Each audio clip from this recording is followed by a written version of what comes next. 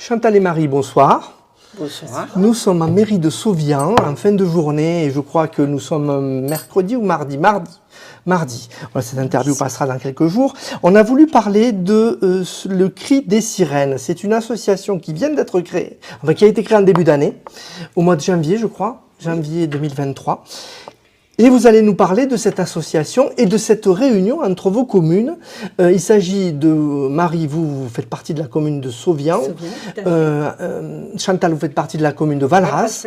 Et il y a aussi la commune de Sérignan. Voilà. Alors pourquoi vous êtes réunis et dans quel but? Pourquoi faire? Ça a commencé il y a quelques années avec la journée de défense des droits des femmes. Et des droits des femmes, voilà. Oui, tout à fait. Marie. Oui, en 2020. Voilà, on a eu l'idée entre des élus du sud, on va dire, du sud du territoire. De Béziers. Du sud de Béziers, oui, si vous voulez.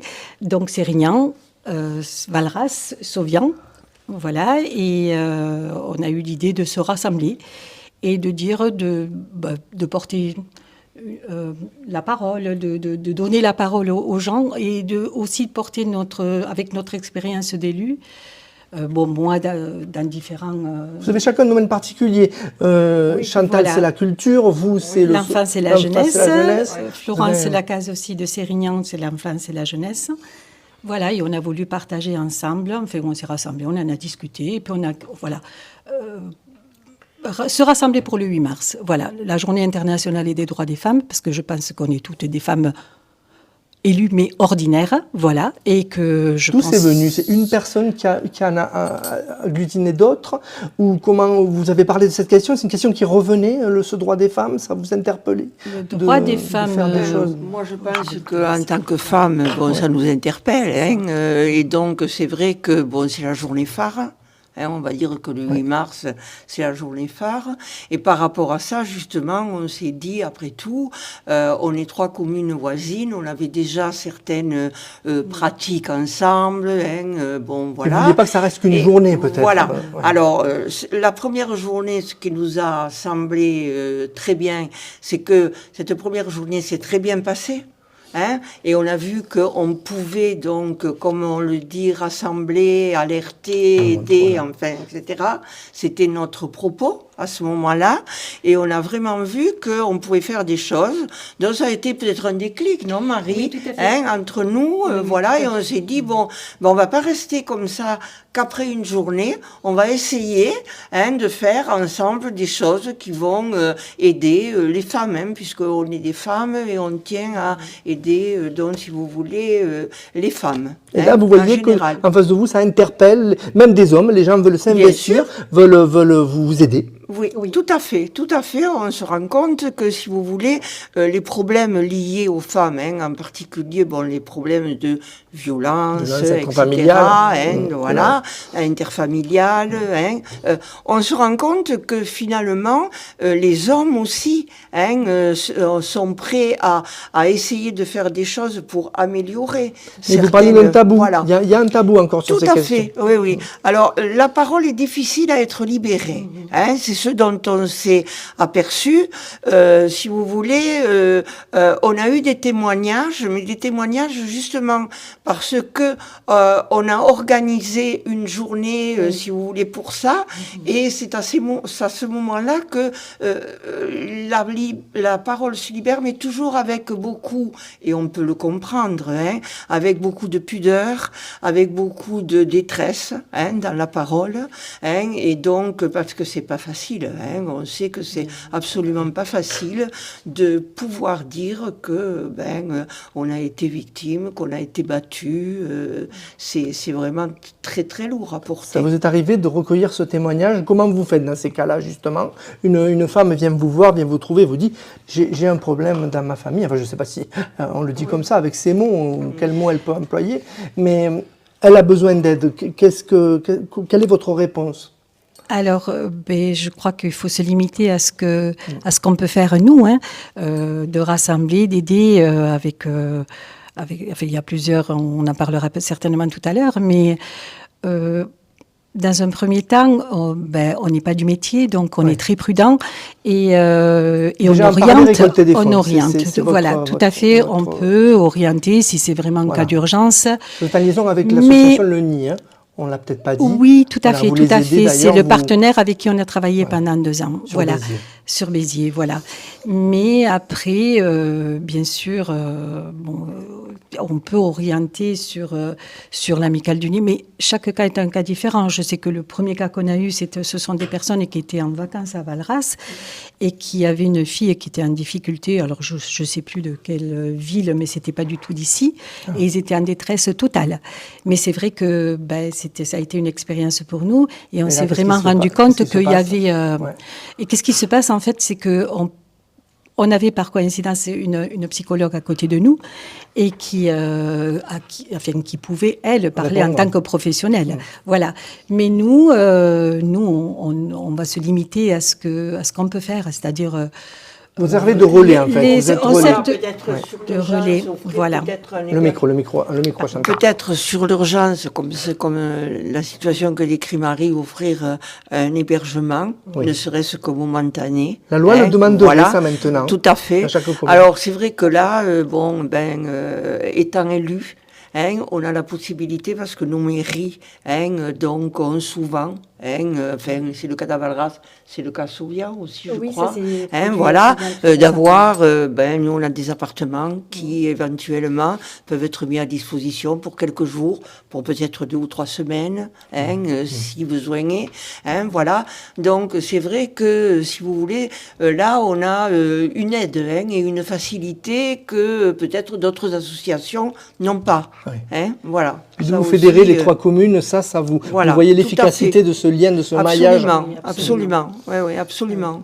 C'est une richesse, une force, une richesse, parce que on a des structures différentes, avec des pratiques différentes aussi, des gestions différentes, mais finalement, on arrive toujours, quand il y a vraiment un problème urgent, à aider. Voilà. C'est insoutenable ce nombre de féminicides chaque année. Absolument. Dans quel état d'esprit vous êtes? Vous vous dites il y a de l'espoir, il faut se battre, ne pas se décourager. Oui, voilà. Mais c'est pour ça qu'on a monté une association aussi. Voilà, parce que voilà. Voilà, parce que je crois que il faut justement, tout commence par là finalement. Voilà, tout commence par là, commence par avoir envie d'aider, avoir envie de faire des choses, de concrétiser, parce que c'est vrai en proximité aussi par rapport aux gens. Et le rôle d'élu nous aide dans cette proximité, à pouvoir. Vous êtes des formes d'ambassadrices finalement dans vos communes. Oui, tout à fait, tout à fait. Donc ça, c'est vrai que c'est quelque chose qui nous a aidés dès le départ. Nos municipalités, avant que nous ne soyons associations, nos 3 municipalités nous ont énormément aidés pour notre envol finalement. Alors vous parlez d'envol, votre envol précédent, ça a été peut-être, vous savez longtemps que vous êtes dans vos municipalités, vous êtes élu, parce que moi, il y a quelques années, j'entendais les femmes, c'est difficile de les mobiliser pour qu'elles soient dans des équipes municipales. Vous, ça fait longtemps, comment vous l'avez vécu? Oui, ça fait, on va pas dire parce que... Mais en tout cas, c'est quelque chose qui a changé votre vie, j'imagine. Oui, mais c'est qu'à un moment donné, il y a eu la parité quand même. Il faut pas l'oublier. Surtout dans les grandes villes, dans les grandes structures, la parité, mais dans les villages comme Souvian, Valras, etc.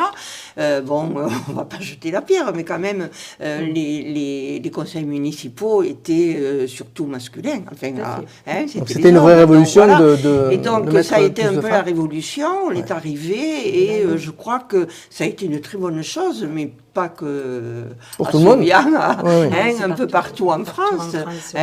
Quand on en parle avec d'autres élus qu'on rencontre dans d'autres régions, etc., ça a été une bonne chose parce que les femmes apportent quand même, ne pas oublier, que les femmes apportent.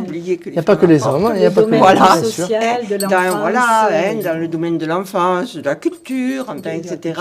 On a un regard qui est différent.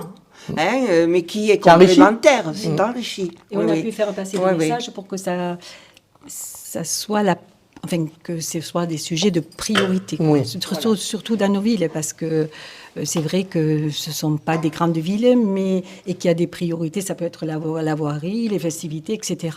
Et je pense que le fait d'être une femme élue, voilà, en dehors de la parité, tout ce que...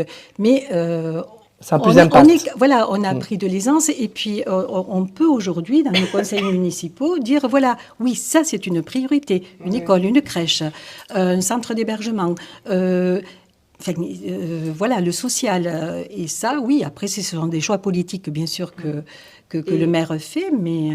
Et moi qui suis, mais comme Marie, depuis un petit moment au conseil municipal de Valras, la je culture, trouve... on l'a dit. Oui, mais je trouve que, si vous voulez, notre parole est écoutée.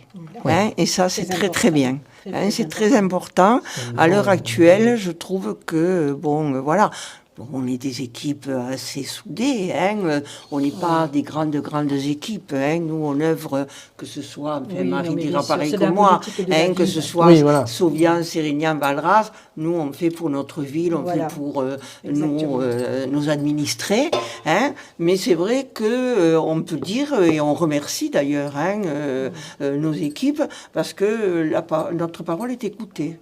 Et on arrive vraiment à leur faire, à les intéresser sur peut-être des sujets auxquels ils n'avaient pas pensé. Ouais. Hein, voilà. Vous encouragez aussi peut-être les autres communes autour de Béziers et de France de se sensibiliser sur ces sujets. Je pense que mais déjà, vous savez, on a beaucoup de travail sur notre territoire. En parlant, vous organisez un vide-grenier justement bientôt. On peut en parler de ce vide-grenier Oui, bien sûr.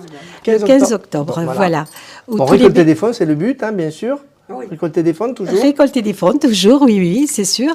Et puis rassembler. J'insiste sur rassembler.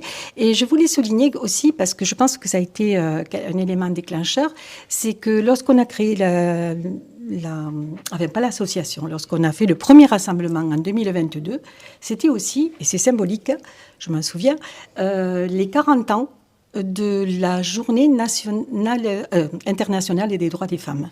Ah. Ça faisait exactement, c'était l'anniversaire, c'était les 40 ans, je crois que c'était en 1982 que l'avait mise en place, je ne sais pas, je crois que c'est le président, monsieur Mitterrand, je crois que c'était à l'époque, donc voilà. Et c'est vrai que, voilà, je m'en souviens maintenant, mais c'est vrai que c'était symbolique et voilà, ça nous a permis de continuer et de se rassembler pour le 8 mars, mais non seulement, là maintenant qu'on vole de nos propres ailes avec cette association, effectivement, le vide-grenier du 15 octobre, où tous les bénéfices, bien sûr, seront reversés. Voilà. Pour le nid toujours, pour le nid à Béziers, non. Non, peut-être pas particulièrement. Le micro. Pardon. Oui. Non. Bon, le nid, on l'a aidé pendant 2 ans. Si besoin était, bon, on entretient de très bonnes relations avec eux. Ouais. Mais là, on a envie de faire, on a envie d'aider peut-être et d'aller vers des secteurs comme la préservation de l'enfance, comme l'éducation, comme la culture, hein, où il y a quand même aussi beaucoup à faire. Alors, cette association, je le rappelle, c'est le Cri des Sirènes. Voilà. C'est écrit petit, rassembler, alerter, aider. Voilà, les 3 mots. Et on vous souhaite tout le succès possible pour ce vide-grenier qui se tiendra où ? Merci. À Sauvian. À la salle polyvalente, voilà. Vous serez le 15 octobre, donc toute la journée ? Alors, de 7h du matin jusqu'à 14h. Voilà. Et toujours dans la bonne ambiance, parce que c'est vrai que quand on a créé, on dit toujours ces rassemblements, voilà, se veulent gays. Voilà.